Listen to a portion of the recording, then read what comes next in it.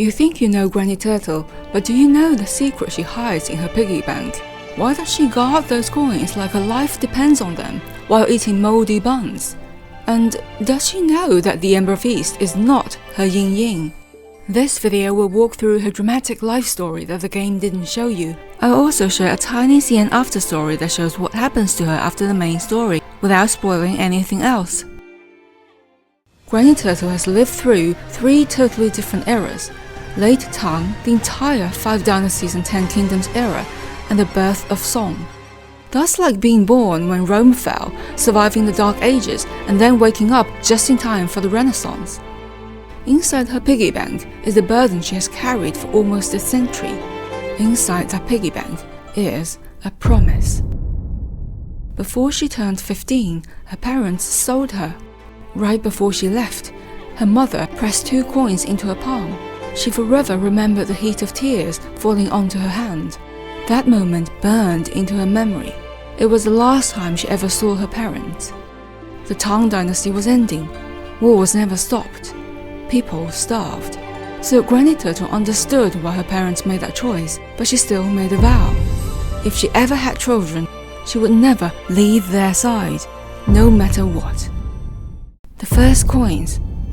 She kept those 2 coins for the rest of her life. They were a reminder of that promise, a scar only she recognizes. These coins were also important far beyond her own story. Before the Tang Dynasty, China had used the same money system for over 700 years, Wuzhou coins, since about 100 years BC. This was a time when even Jesus had not been born. Wuzhou coins were named by weight. A 5-gram coin is worth 5 grams of copper. All good, right? But over time, things went horribly wrong. Imagine the money you use were called 5 grams, but every government mint quietly shaved off a little metal during hard times. After centuries, nobody trusts the label anymore. So you stop counting them. You have to weigh them. Prices went wild, not because demands are high, but because money felt fake. The Roman Empire went through the same problem. Their silver coins slowly lost silver until nobody trusted them. The Tang Dynasty did something different. They did not let the coin system collapse. Instead, they dropped a massive upgrade. They stopped naming coins by weight. The 5-gram coin is now called the universal currency that opens a new era. The value came from authority. The metal was secondary. It was an early form of modern money. Why does it look the way it does? The round shape represents heaven, the square hole represents earth. So the coin symbolically placed human economic activity between heaven and earth. Philosophical, yes, but also practical. The hole made it easy to string coins together, which you see in the game. How do I know it's genuine? The calligraphy. Famous calligraphers wrote the letters. In a world without logos or holograms, calligraphy was branding. If the writing looked wrong, the coin was worthless. These Tang Dynasty coins are made of copper, not to be confused with the Tang coins in the game that Southern Tang smuggled into Kaifeng. Those are iron coins. During that time, Europe had different coins in almost every region. If you went from France to Italy, you needed to exchange coins multiple times, learn the metal content of each different coin, weigh them, and accept losses with every conversion. But 1400 years ago, Tang China already created one currency, one system of trust, across a territory the size of Europe. Historians find this astonishing. But to Granny Turtle, those first 2 coins were scars from childhood. Then, Tang collapsed. The second coins. A new regime showed up calling itself Later Tang. This is one of the 5 dynasties. The Later Tang is kind of like Southern Tang, a shell company borrowing the famous Tang name to look legit. Granny Turtle worked for years, saved enough to buy a home, then lost everything when wars and taxes crashed the economy. She had to sell her place and move into the Forsaken Quarter. You've seen how bad the place is. All she got in return were new coins. These coins marked the end of the Tang's stability and the start of total chaos. The later Tang tried to borrow the powerful Tang symbol but couldn't support it. Soon, things got even worse. The third coins. Granny Turtle's son went to war at Zhongduqiao and never returned. Instead, she received a bag of coins from yet another different government, the later Jin dynasty. This is a government founded by the guy who sold out Yan Yun to the Khitans. The third coins represent peak 5 dynasties chaos.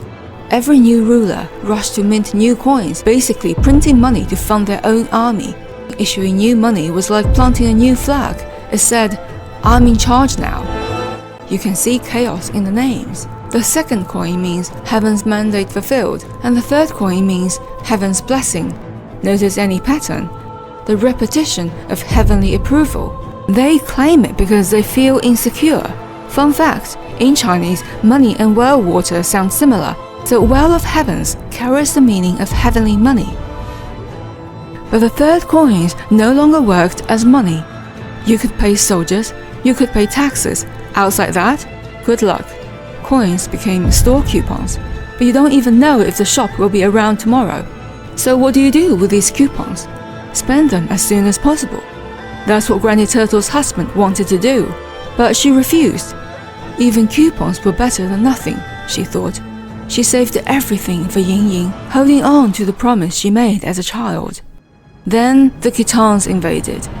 They took everything else, but Granny Turtle rather die than hand over the coins given in exchange for her son's life.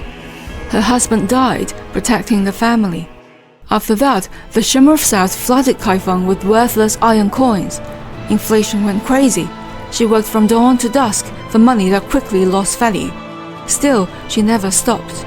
She needed to fulfill that promise. Then came the final blow. During another regime change, soldiers raided Kaifeng. Ying Ying refused to give up the coins gained from her brother's death. She was killed for it. Granny Turtle broke. After everything she did, she still failed that promise. Her mind froze in the past when her children still lived, when that promise wasn't yet broken. That is when she met the Ember of East. Beaten, unconscious, the Ember of East looked just like Ying Ying had. Granny Turtle saw her daughter. The Ember of East, who had lost her own mother, accepted that warmth. Two broken people held each other up. Now we can finally answer the questions at the start of the video.